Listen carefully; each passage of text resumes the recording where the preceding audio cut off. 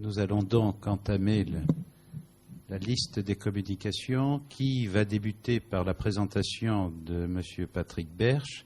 Mais, Monsieur le doyen, si vous le permettez, je crois que c'est le bon moment pour vous exprimer au nom de la société tous nos remerciements de nous avoir permis d'organiser une pareille séance. Je vous ai dit toutes les espérances que nous nourrissions à son égard. Et en tous les cas, nous sommes très sensibles à votre proposition qui va faire de nous la Société d'histoire de la médecine la mieux diffusée au monde. Et encore une fois, merci. Je vous invite donc à nous présenter votre communication, Monsieur le doyen, qui est intitulée « Histoire de la guerre biologique ».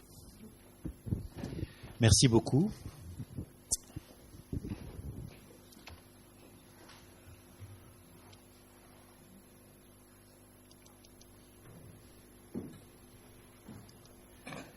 Alors, je vais en quelques minutes vous parler de l'histoire des guerres biologiques ou de la guerre biologique, c'est-à-dire l'histoire de l'utilisation par les êtres humains de microbes pour détruire d'autres êtres humains. Utiliser des microbes pour propager des maladies est un concept qui est né dès le néolithique. Et dès le néolithique, on a utilisé des poisons, on a empoisonné les flèches, on a mis des excréments pour entraîner le tétanos, etc. Je vais commencer mon histoire, cependant, avec Louis Pasteur, en simplement rappelant que depuis l'Antiquité, il y a eu de nombreux événements de guerre biologique, dont les deux plus connus sont, en 1346, le siège de Caffa, où les Génois, encerclés par les Tartares, les Tartares atteints de la peste ont catapulté des cadavres de pestiférés au-dessus des remparts de Caffa. Et puis l'autre épisode extrêmement fameux et extrêmement documenté, en 1763, c'est la distribution, la propagation de la variole par les Britanniques contre les Indiens à Pittsburgh, à Fort Pitt, qui a entraîné une épidémie. Et là, il y a un livre extraordinaire, un livre américain qui s'appelle Pox Americana, qui rapporte en détail plusieurs épisodes où les Britanniques ont propagé au XVIIIe siècle contre les Américains en train de prendre leur indépendance ou contre les Indiens, la variole. Mais l'histoire, en fait, de façon paradoxale, l'histoire que je raconte, elle commence avec Louis Pasteur. En 1864, il a évidemment compris et imposé l'idée qui avait beaucoup de réticence de la théorie des germes, c'est-à-dire que les micro-organismes sont responsables des infections et des épidémies. Et il a pu isoler les germes en culture. Et à partir du moment où on a pu isoler les germes en culture, on pouvait les caractériser, faire des vaccins, chercher des médications anti-infectieuses. Et en quelques années, on a trouvé la cause de la plupart des germes. Mais l'histoire que je vais vous raconter aujourd'hui, c'est vraiment l'histoire de Dr Jekyll et Mr Hyde. C'est-à-dire qu'on peut utiliser ces germes de façon vertueuse pour des vaccins ou des médicaments anti-infectieux, mais on peut aussi l'utiliser de façon vicieuse et utiliser des armes biologiques. Et Pasteur lui-même a été le premier à le faire à l'appel de la veuve Pommery, qui avait des lapins dans la région de Reims qui entraînaient des nuisances. Et sans épiloguer sur la façon dont ça a été fait, je voulais simplement vous donner un chiffre qui est incroyable pour vous dire ce qu'est la guerre biologique. La myxomatose, par la suite, était utilisée en Australie. En 1938, lorsqu'on a disséminé le virus de la myxomatose, il y avait 1 milliard de lapins en Australie, en 1938. En un an, la population est tombée à 100 millions en distribuant un virus proche du virus de la variole chez les lapins. Donc la guerre biologique, elle est née avec la microbiologie et avec Louis Pasteur. L'histoire que je vais vous raconter, qui va être une histoire du XXe siècle, est scandée par des événements dramatiques. Le premier, c'est l'attaque au gaz d'Ypres, sur lequel je reviens dans un instant, le 22 avril 1915. Le deuxième, c'est la grippe espagnole, qui fait plus de morts que la guerre de 14. Ces deux événements ont eu un impact considérable pour le développement d'armes dites non conventionnelles, à savoir les armes chimiques d'une part, les armes biologiques d'autre part, et un peu plus tard, l'arme nucléaire. Puis il y a eu Hiroshima, qui a été un traumatisme psychologique. C'est beaucoup d'histoires psychologiques que je vous raconte, c'est des traumatismes psychologiques. Hiroshima, c'est la guerre froide, c'est les deux blocs, et la course aux armements, de tous les armements possibles et imaginables. Et je vous en dirai quelques mots à propos du programme soviétique et du programme américain notamment. La chute du mur de Berlin a créé un phénomène totalement nouveau, c'est-à-dire qu'il n'y avait plus qu'un partenaire, si je peux dire, qu'un adversaire, les États-Unis, et ça a créé le bioterrorisme, les petits groupes, Al-Qaïda, les nébuleuses, qui s'organisent et qui essayent de lutter contre l'ennemi désigné, à savoir les États-Unis.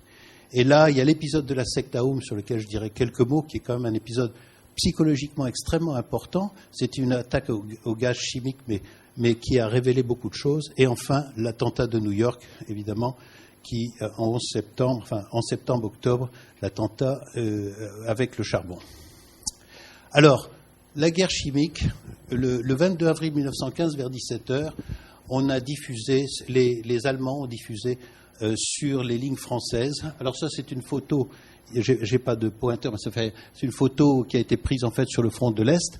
On a diffusé des gaz, le chlore, sur les lignes françaises. Si j'avais un pointeur, ce serait bien. Sur les lignes françaises. Et attendant un vent favorable. Et vous voyez ici, ça c'est les lignes allemandes. C'est pas la photo de Ypres. Et en à peu près une demi-heure, les Allemands ont progressé sur les lignes françaises et il y a eu 5000 morts et 10 000 blessés. Les chiffres peut-être un peu exagérés, d'autres, des historiens pensent que c'est un peu moins que ça. Mais ça a été un choc, un traumatisme considérable. Mes deux grands-pères ont été gazés. 91 000 personnes sont mortes pendant la guerre. 1 300 000 blessés, parfois à vie. Donc ça dit aux états-majors, une arme nouvelle, non conventionnelle, peut changer le cours des armes, le cours de la guerre. Et vous voyez, tout de suite, les combattants ont changé. On est passé du 19e siècle avec des beaux costumes de couleur à cette vision où même les chevaux portent des masques à gaz. Et puis alors, il y a eu, à la fin de la guerre, un épisode très dramatique, la grippe espagnole, qui a en Europe commencé à Brest et puis à Étaples, et qui a véritablement décimé l'Europe et l'ensemble du monde, faisant 50 à 100 millions de morts et une mortalité de 2 à 4%. C'est la photo d'un camp aux États-Unis. Ça a commencé dans les camps militaires aux États-Unis. Et vous voyez ce pic de mortalité incroyable. L'espérance de vie a chuté. Et ça a marqué aussi les états-majors.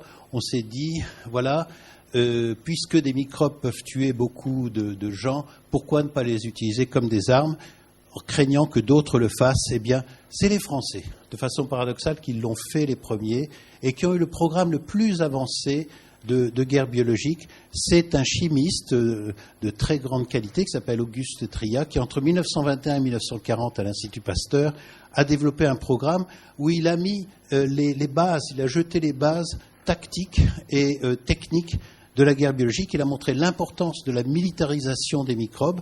On ne peut pas utiliser les microbes sans les militariser, c'est-à-dire les rendre capables d'être efficaces. Par exemple, les spores du charbon, si on les associe à du silicium, restent électrostatiquement en suspension. Il a montré la façon de conserver ces germes quand ils sont transmis par aérosol. Il a montré que la voie par aérosol était certainement la plus efficace. Et il y a eu des essais qui ont été faits sur le terrain, dans le Morbihan, en 1926, puis dans le métro, juste avant 1939, avec des agents simulants. Et tout ça s'est terminé en 1940. Alors pendant ce temps-là, les Soviétiques ont commencé également à développer un programme. Eux, ils ont été impressionnés par le typhus exanthématique. 40% de mortalité avait décimé les populations de Russie. Et à partir de 1928, avec Jacob Fishman, ils ont développé un grand programme avec de nombreuses bases et fait des essais humains je reviendrai sur les essais humains, sur l'île de Solovetsky, qui est l'île de l'archipel du Goulag. Et le programme s'est arrêté momentanément avec les purges de 1937 de Tukhachevski et a repris par la suite sous Staline. Mais alors, je vais parler un peu plus longtemps du programme japonais qui est véritablement presque le comble de l'horreur de ce qu'on a pu faire dans le domaine de l'utilisation des micro-organismes pour expérimenter et tuer des êtres humains. C'est un certain Shiro Ishii qui est mort en 1959. C'est un jeune médecin qui un jour est envoyé en mission sur l'île de Shikoku au Japon pour analyser une épidémie d'encéphalite B. Et cette épidémie a atteint 1100 personnes environ, et près de 60% sont morts. Ça l'a beaucoup impressionné, et il était très ambitieux. Il a été voir l'état-major, il est un médecin militaire, il a demandé à pouvoir faire un voyage d'études. Alors ça, c'est une séquence bien connue qui va se répéter dans l'histoire que je vous raconte. Le scientifique fait un voyage initiatique. Alors il va en Europe, il va à l'Institut Pasteur, l'Institut Robert Koch, un peu partout, et puis il récolte, ça dure pendant 2 ans, et il revient avec un rapport extrêmement falsifié, en disant tout le monde est en train de présenter des armes. Il présente ça à des militaires japonais qui sont tout contents de voir arriver quelqu'un qui leur propose une arme nouvelle, et immédiatement, c'est le secret.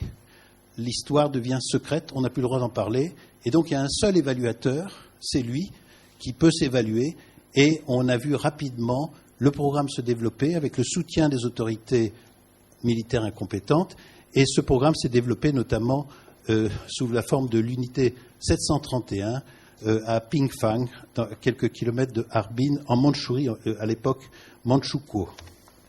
Et cette unité, c'était un camp d'expérimentation où je vous mets ici la seule photo connue, qui est une photo japonaise de ce camp qui a été ensuite détruit en 1945. Eh bien, dans ce camp travaillaient près de 3000 scientifiques, et il y a eu des expérimentations humaines sur des prisonniers de guerre qui étaient des Chinois principalement, des Américains et des Russes, quelques Américains et des Russes.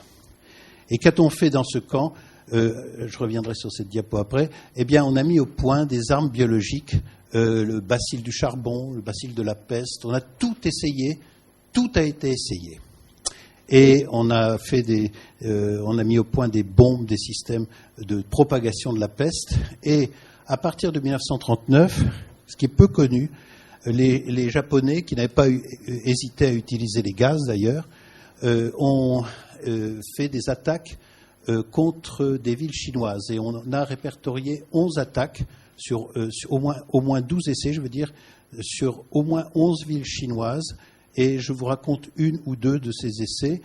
Dans la ville de Nankin, à 2 reprises, en octobre, ils ont par avion bombardé avec des obus contenant des puces contaminées avec Yersinia pestis, déclenchant des épidémies relativement limitées de peste dans les villes bombardées. Et cette histoire d'attaque sur le terrain s'est arrêtée en avril 1942, lorsque dans le sud de Shanghai, ils ont propagé par voie de terre, ils ont des équipes mobiles distribuées dans les points d'eau du choléra, du bacille du choléra. Il y a eu 10 000 morts parmi les Chinois, près de Shanghai, et 1700 morts dans les troupes japonaises. Alors, probablement beaucoup plus dans les troupes japonaises, ce qui a fait arrêter tout essai sur le terrain, et ce qui était une démonstration que ce type d'arme est imprédictible, elle peut se retourner contre l'attaquant, ce qui est extrêmement embêtant pour une arme offensive pour un militaire qui fait la guerre. Le bilan de l'expérience japonaise, c'est que c'est possible de faire ça, mais les effets sont imprédictibles et peuvent se retourner contre celui qui les a déclenchés. Il y a eu 10 000 morts parmi les prisonniers, aucun survivant parmi ces prisonniers qu'on appelait les Maruta, et il y a eu plusieurs dizaines de milliers de morts dans la population civile chinoise. Toutes ces attaques ont eu lieu sur le territoire chinois pendant l'occupation japonaise. Et alors, l'épilogue de cette expérience japonaise absolument atroce que j'ai détaillée dans mon livre, l'épilogue est pas très éthique ou moral. Les secrets contre l'immunité. Sur cette photo, vous voyez MacArthur avec Hirohito, ça se passe le 28 septembre 1945. Ce jour-là, Hirohito était dans ses petits souliers. Il croyait qu'il allait être exécuté. Et MacArthur, qui arrivait, avait le problème suivant: comment occuper un pays de 77 millions d'habitants qui venait de recevoir 2 bombes atomiques et qui avait une armée défaite mais complètement valide de 6 millions d'hommes avec seulement 460 000 Américains. Eh bien, pour faire ça, il faut utiliser un levier. Le levier, c'était Hirohito. Et Hirohito était un criminel de guerre. Il a cautionné, il a ordonné tout ce qui s'est passé à Pingfang et dans tous les camps qui étaient disséminés où on faisait des expériences humaines en Chine. Mais MacArthur a préféré donner l'immunité à la personne du roi et à sa famille, qui était également impliquée dans ces meurtres, et a donné l'immunité à Shiroishi du coup. Et Shiroishi est mort tranquillement dans son lit, il a été interrogé, il a vendu ses secrets, il a donné ses cahiers de paillasse, ils ont donné les rapports d'autopsie, on a les films qui ont disparu, tout ça avait été filmé, et ça a été nié par les Américains qu'il se soit passé quoi que ce soit. Tous les scientifiques ont été exempts de toute poursuite. Et il a fallu attendre 1976 pour reconnaître, pour que des témoins japonais le déclarent officiellement, et les autorités japonaises ont présenté leurs excuses aux Chinois en 2002, donc très récemment. Mais ceci a été nié. Il y a même des journalistes américains qui ont été mis en prison pour avoir dit dans les années 50 que ces expériences japonaises avaient existé. Alors les Britanniques ont commencé leur programme biologique en 1940 et ils ont fait tous leurs essais sur une île assez connue qu'on appelle l'île de Greenhard. J'ai pris cet exemple pour vous montrer un des gros problèmes des armes biologiques, c'est les dégâts écologiques que ça peut faire. Cette photo que je vous montre, où on voit ces personnages en scaphandrier, a été prise en 1986. Les bombardements expérimentaux avec des bombes chargées de spores de Bacillus anthracis, ont eu lieu en 1942 et 1943. Ils se sont arrêtés à la suite d'un accident que je n'ai pas le temps de raconter, et l'île est restée contaminée, et toute personne ou tout animal qu'on mettait sur l'île pouvait développer le charbon. Et on a décontaminé cette île en 1986 en déversant des centaines de tonnes de formol dans la zone qui avait été atteinte par les bombardements.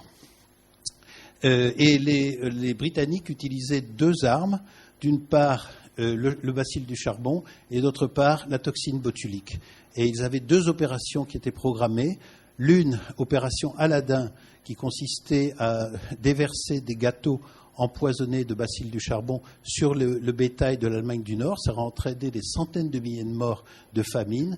Et l'autre opération, c'était un cran de plus. Winston Churchill avait préparé un plan d'attaque en cas de gros problèmes avec Hitler pour bombarder 6 villes avec des 500 000 bombes de 1,8 kg de spores du charbon. Heureusement, ceci n'a pas été utilisé pendant la Deuxième Guerre mondiale. Les Américains, en 1943, commencent leur programme. En apprenant le programme japonais, ils ont créé Fort Detrick, qui est une base actuellement qui comporte environ 8 000 militaires à côté de Washington. Et c'est George Merck, le fondateur, enfin le fils du fondateur des laboratoires Merck, et Ira Baldwin, un scientifique bactériologiste, qui ont lancé ce programme. Et ils ont surtout travaillé pendant la Deuxième Guerre mondiale sur le bacille botulique et sur les Bruxelles et le charbon, bien sûr, mais ils ne se sont pas servis de ces armes. Mais à partir de 1945, un vent de folie, à la suite d'Hiroshima, a parcouru l'URSS d'une part et les États-Unis d'autre part. Alors ce vent de folie, je l'illustre par une simple diapositive. C'est une diapositive que j'ai trouvée de l'armée américaine de cette époque, 1950. Vous voyez, on prévoyait, il y avait en plus l'arme atomique qui se développait à toute vitesse avec la bombe H. Il fallait d'abord détruire les récoltes, kill crops, ensuite détruire les animaux, pouvoir dégager les airs, et ensuite entraîner, détruire les personnes. C'était les différents crans de la guerre bactériologique ou virologique qu'on pouvait faire à cette époque. Et les Américains ont fait donc un vaste programme avec de très nombreuses bases qui existent toujours aux États-Unis. Et dans le cadre du projet White Coat, entre 1952 et 1973, ils ont réalisé des essais humains, 200 essais sur 2200 volontaires, avec des bactéries pathogènes qui étaient l'agent de la tularemie d'une part, Francisella tularensis, et l'agent de la fièvre Queensland, Coxiella burnetii.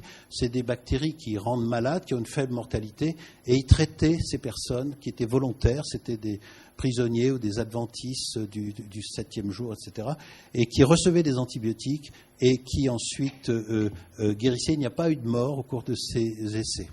En revanche, il y a eu beaucoup d'accidents du travail dans le personnel et on dénote au moins 7 morts sur les 456 accidents.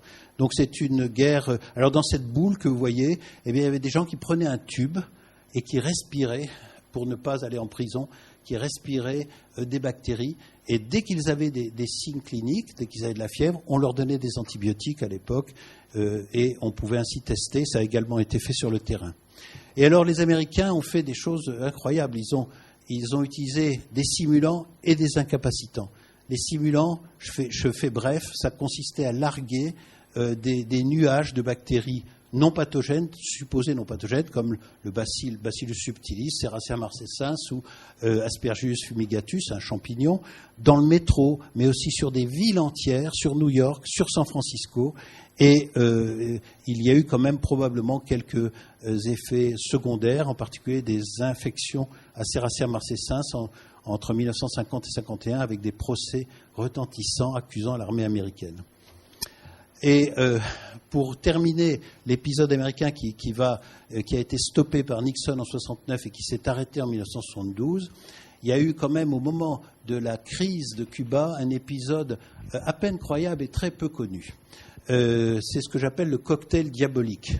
Les Américains avaient Bill Patrick, qui est l'homme qui est montré sur cette photo et qui rapporte cela, qui était un haut responsable de Fort Detrick. Ils avaient préparé un cocktail diabolique avec l'entérotoxine staphylococcique, incubation courte, une diarrhée terrible, le virus de l'encéphalite du Venezuela, des maux de tête, on est très mal, beaucoup de courbatures, et au bout de 1 à 5 jours, et la fièvre Q, merci de me rappeler que je suis un peu en retard, Coxiella burnetii, et il s'agissait de propager un nuage sur l'ensemble de Cuba, 7 millions d'habitants, avec 1% de mortalité prévue. C'est une idée splendide, avait trouvé Dwight Eisenhower, mais Kennedy n'a pas voulu de cela. Alors le programme soviétique est du même ordre, je vais un petit peu plus vite. Ils avaient mobilisé notamment 55 000 à partir de 1972. Ils ont développé un programme après avoir signé les traités.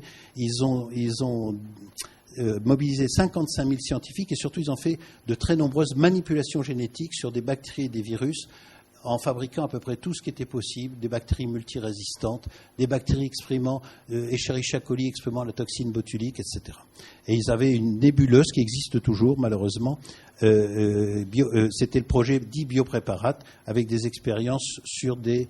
Il me reste combien de temps à peu près ? 5 minutes. Bon. Alors je vais passer à des choses beaucoup plus récentes et peu connues.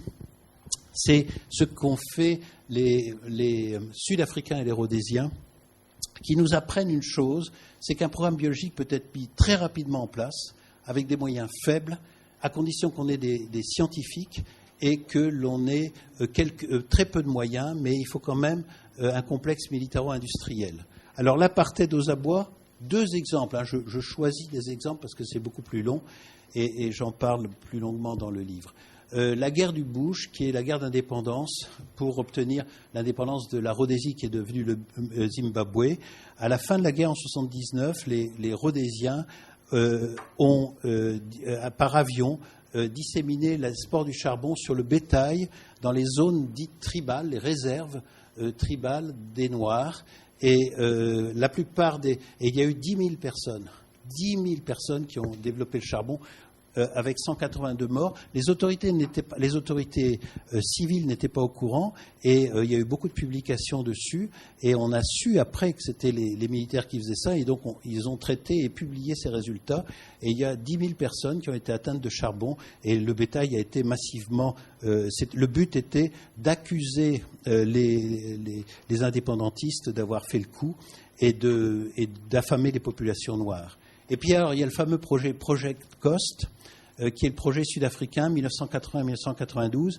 Le personnage que vous voyez là, Wouter Besson, est toujours vivant. C'est un cardiologue qui vit dans la région militaire, qui vit dans la région de Pretoria actuellement, et qui a développé en quelques années un programme absolument démentiel, développant qui s'appelle Project Coast, développant des armes chimiques, mais aussi des armes comme le charbon, le choléra, la toxine botulinique, le virus de Marburg, le virus Ebola, et des armes ethniques, c'est-à-dire des armes qui ciblent des personnes qui ont la peau un peu plus foncée en ciblant la mélanine, le métabolisme de la mélanine et certaines enzymes du métabolisme de la mélanine qui fait qu'on peut tuer spécifiquement des populations qui ont la peau différente des autres. Et ce programme s'est terminé en 1994. Wouter Besson a été arrêté et il a été acquitté en 2002 de façon incroyable. C'est une histoire que je raconte. Il y a des raisons probablement politiques. Et il avait mis au point tout l'arsenal du bioterrorisme. Ça avait des cigarettes empoisonnées, la tunique de Nessus contenant tel ou tel poison, des collyres. C'était plutôt des armes qui étaient destinées à détruire des cibles spécifiques. De très nombreux dirigeants, avocats noirs, etc. ont été ainsi tués, plusieurs centaines, dans des conditions difficiles à décrire. Le programme de Saddam Hussein, j'en dis que quelques mots, c'est 1979-1990, un programme très ambitieux qui était vraiment très sérieux dans sa première phase. La deuxième phase, 2003, il n'a pas existé. Ce programme a été terminé en 1990. Et alors, il y a eu l'attentat de la secte Aoum, là je vous en dis quelques mots s'il me reste encore 2-3 minutes, est un attentat très intéressant parce que ça marque un tournant dans l'histoire des armes biologiques actuelles. En effet, donc il y a eu une secte Aoum qui était très implantée au Japon, mais qui avait des ramifications un peu partout, y compris aux États-Unis, qui a attaqué au gaz sarin le métro, faisant 5500 victimes, 11 morts et 54 personnes très gravement blessées. Bon, le gourou a été condamné à mort, il attend toujours sa pendaison parce qu'il est en remise, il est en pourparlers, mais probablement il sera exécuté. Et on a découvert à cette occasion que la secte avait à plusieurs reprises, pendant 5 ans, fait des attaques sur Tokyo, des attaques au bacille du charbon avec la toxine botulinique. Mais ils avaient, au moins 3 attaques sont documentées, y compris dans le métro, y compris en déversant en haut d'un immeuble sur Tokyo un nuage de Bacillus anthracis, mais c'était des amateurs et ils avaient utilisé la souche vaccinale de Bacillus anthracis et cela n'a pas marché. Mais ça montrait que c'était possible de le faire. Et je terminerai par le World Trade Center avec la fameuse attaque des lettres. Aujourd'hui, on sait que ces lettres envoyées à 2 reprises, le 24 septembre et le 4 ou 5 octobre, c'était des lettres qui étaient envoyées par des militaires américains ou un militaire américain suivant la version, qui travaillait à Fort Detrick et qui a été un des experts qui recevait les lettres pour les expertiser lorsqu'elles ont été découvertes. Ces lettres, donc envoyées par courrier, ont fait 28 victimes, dont 5 morts, et 33 000 personnes ont pris de la ciprofloxacine. S'ils n'avaient pas pris d'antibiotiques, probablement il y aurait eu des milliers de morts, parce qu'il suffit d'une très très peu de sport pour déclencher la mort de cette façon. Et la personne qui a été accusée, qui est accusée aujourd'hui, il y a eu 2 accusés principaux, 2 militaires, et celle qui est aujourd'hui désignée, c'est Bruce Evans, qui est un colonel ou un général de l'armée américaine, qui aurait, pour des raisons personnelles liées au fait qu'il travaillait sur le vaccin contre le bacille du charbon, enfin c'est une histoire tout à fait rocambolesque, il s'est suicidé. Et on l'a suicidé ou il s'est suicidé. Dès sa mort, il a été immédiatement incinéré. Il n'y a pas eu d'autopsie. Et pour quelqu'un qui avait été l'objet d'une enquête qu'on appelle Ameritrax, avec 200 suspects, 5000 saisies, 8000 interrogatoires et 1000 agents, on peut quand même se poser des questions. Ce qui est sûr, c'est que sa culpabilité, ça vient de l'armée américaine, ça c'est sûr, et probablement ça peut être un complice ou même un innocent, rien n'est éliminé. Et je voulais conclure par un clin d'œil à la personne qui me suivra, qui va parler d'archéobiologie. Actuellement se développent de nouveaux concepts sur ces armes biologiques, en particulier en utilisant les manipulations génétiques. Et on a pu récemment développer ce qu'on appelle la biologie synthétique, c'est-à-dire que l'on peut synthétiser un virus à partir de sa séquence connue, une bactérie, on vient de synthétiser une bactérie, et même fabriquer des gènes nouveaux par manipulation génétique. Et je voudrais simplement vous citer l'exemple du virus H1N1 de la grippe. La grippe espagnole est allée jusqu'en Alaska, jusqu'au cercle polaire. Et sur les populations inuites, elle a été jusqu'à tuer, des villages ont été tués à 90, voire à 100%. Et on a, si j'ose dire, enterré, mais c'est difficile d'enterrer quand il y a de la glace, des cimetières ont été préservés dans le permafrost pendant 40 ou 50 ans, et des chercheurs, comme celui que vous voyez, ont été chercher des fragments humains à partir de personnes qui étaient mortes. Et à partir de cette jeune femme de 18 ans, inuit, morte en 1918, en novembre 18, on a pu reconstituer la séquence complète du virus H1N1. Et à partir de cette séquence, on a pu synthétiser complètement le virus. Ça a été publié dans le journal Nature en octobre 2005. Et on a pu ainsi voir que le virus de la grippe espagnole qui existe dans un laboratoire américain est un virus extrêmement virulent qui tue les singes très facilement par inhalation. Et on a pu ainsi fabriquer, en quelque sorte, désanctuariser des armes biologiques. On peut craindre que le virus de la variole, que le virus Ebola, que tous les virus qui sont tout à fait inaccessibles actuellement puissent ainsi être, avec des moyens faibles, reconstitués en laboratoire, et ceci est une préoccupation. Alors en 2 mots, et pour conclure, et vous m'excuserez d'avoir été un petit peu long, les leçons de l'histoire, c'est que les traités ne garantissent pas contre le développement et l'utilisation des armes biologiques. Toutes ces armes sont interdites depuis 1925 et 1972. Pratiquement tous les pays les ont signés, et ceux qui les ont signés les plus vite, en particulier l'URSS à l'époque, a commencé son programme biopréparate juste après l'avoir signé, un programme donc très ambitieux. Le caractère difficilement prédictible de ces attaques, qui peuvent se retourner contre l'attaquant lui-même, le fort potentiel destructeur et la facilité de préparer rapidement ces armes, mais avec la difficulté de la militarisation qui fait que les bioterroristes ne peuvent être efficaces que s'ils travaillent avec une structure militaro-industrielle, c'est-à-dire avec un État complice. Les difficultés de détection initiale, ça c'est un très gros problème. On a des difficultés à détecter et encore plus à identifier l'attaquant. Et vous voyez, il a fallu presque 8 ans pour identifier Fort Detrick, les gens de Fort Detrick comme ayant fait une attaque contre leur propre territoire en septembre et octobre. La facilité de mettre en œuvre ce programme, l'exemple de l'Afrique du Sud, de l'Irak et 2 ou 3 autres exemples. Et enfin, le rôle des scientifiques là-dedans est important. La séquence, dans presque toutes les histoires que je raconte dans le livre, ça commence par un scientifique qui fait un voyage. Il fait un rapport fallacieux très tendancieux en prétendant que X ou Y développe, ce qui est faux la plupart du temps. Le programme devient secret, il a des moyens énormes, et à ce moment-là, il s'agit d'incrémenter la qualité de ses armes, et on commence à faire des expériences sur des animaux. Puis, il faut bien passer à des êtres humains. Alors, on prend des condamnés à mort, c'est comme dans le livre Les Corvilles, on passe aux condamnés à mort, et puis après, on passe à des prisonniers, et on fait ce qu'ont fait les Japonais. Donc voilà, je vous remercie, je m'excuse d'avoir été long, mais c'est un sujet vraiment très vaste et qu'il est nécessaire de faire connaître au grand public parce que c'est peu connu et c'est extrêmement intéressant d'un point de vue éthique et historique. Merci.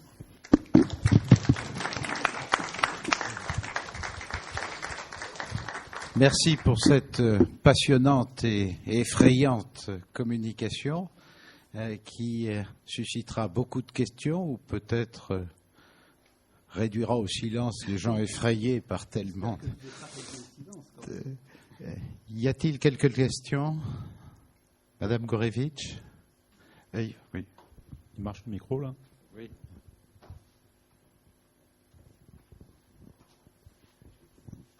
Pardonnez-moi, monsieur, si je commence par une question. Vous avez commencé vous-même par Ypres. Or, à Ypres, sauf erreur, il ne s'agissait pas de guerre biologique, mais de guerre chimique. Absolument.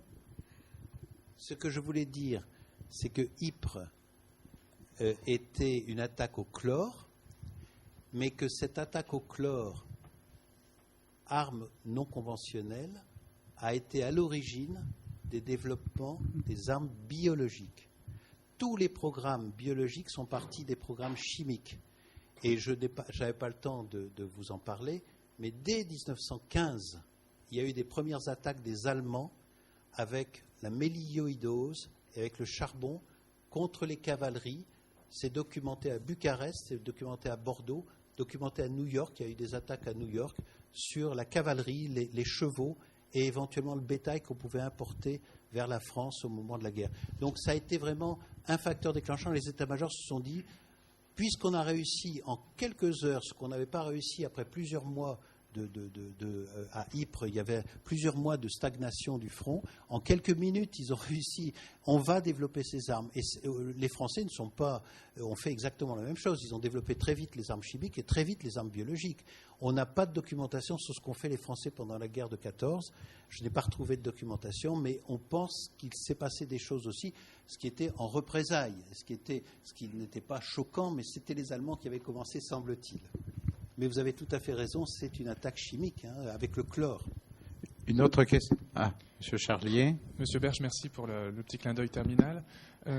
Juste une question. Le chercheur, vraisemblablement un paléopathologiste ou du moins un infectiologue qui se penche sur la dépouille dans le permafrost ne porte ni gants, ni masque, ni lunettes de protection. Est-ce qu'il y a un risque direct de contamination quand on travaille sur ces restes ou est-ce que le risque n'existe que sur paillasse après reconstitution ? S'il vous plaît. Vous avez tout à fait raison. En fait, ça s'est passé en plusieurs temps.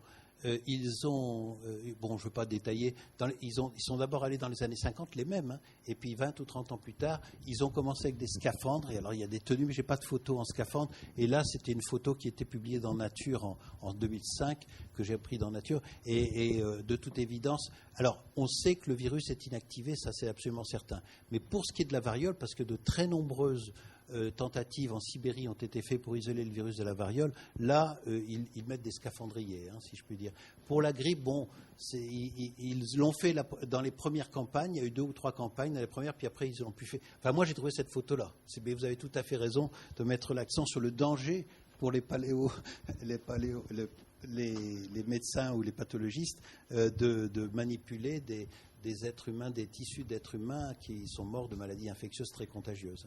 Une dernière question ? Oui. Une avant-dernière. Pensez-vous pas que la meilleure protection contre les guerres biologiques, c'est le danger pour l'attaquant lui-même ? Donc, c'est certainement la meilleure protection vis-à-vis des États. Mais n'y a-t-il pas possibilité d'avoir des préparations artisanales ? C'est-à-dire que des petits groupes se mettent à faire des attaques non contrôlées par les États. Vous avez entièrement raison. Non seulement c'est possible, mais ça a été fait. Je n'avais pas le temps dans une conférence très courte. Il y a eu plusieurs dizaines de tentatives et d'attentats peu connus. La secte Rajneeshi, par exemple, où il y a quand même 1000 personnes qui ont eu la diarrhée. Il y a eu de très nombreuses tentatives. Alors le problème des petits groupes terroristes, c'est que c'est des amateurs. Et donc, ils n'arrivent pas. La tentative échoue la plupart du temps. Mais j'ai une liste que je donne dans le livre de tous les attentats, les principaux attentats connus faits par des amateurs. C'est souvent des groupes d'extrême droite, ça peut être des sectes, souvent les sectes, etc., qu'on tient à l'œil. Mais alors, ce que je n'ai peut-être pas dit, c'est que l'utilisation tactique. Actuellement, les états-majors peut-être en Russie, etc., ou peut-être dans certains pays, l'utilisation tactique, c'est surtout celle qu'avait donnée Auguste Tria dans les années 20, c'est-à-dire qu'il ne s'agit pas d'attaquer sur les lignes, mais derrière les centres industriels, la population civile. On va en arrière de l'ennemi et on attaque la population civile et les centres industriels avec les armes biologiques. Pour vous dire le degré de folie où étaient les Soviétiques. Les Soviétiques, c'est intriguant de savoir pourquoi, quand on a 10 000 têtes nucléaires, on se lance dans un programme qui coûte des milliards de dollars pendant quelques années pour développer les armes chimiques. Les Soviétiques avaient comme tactique on faisait l'attaque bilatérale, je reçois des missiles nucléaires, je renvoie des missiles nucléaires. Et dans la deuxième frappe, on envoie ils avaient des missiles intercontinentaux jusqu'en 92 avec 1 tonne ou une demi-tonne de virus de la variole qu'ils envoyaient après sur le territoire américain pour tuer les survivants. Une dernière On question. est dans la folie. Hein.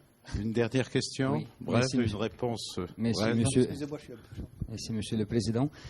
Monsieur le doyen, donc à un moment donné, vous avez évoqué le rôle des scientifiques.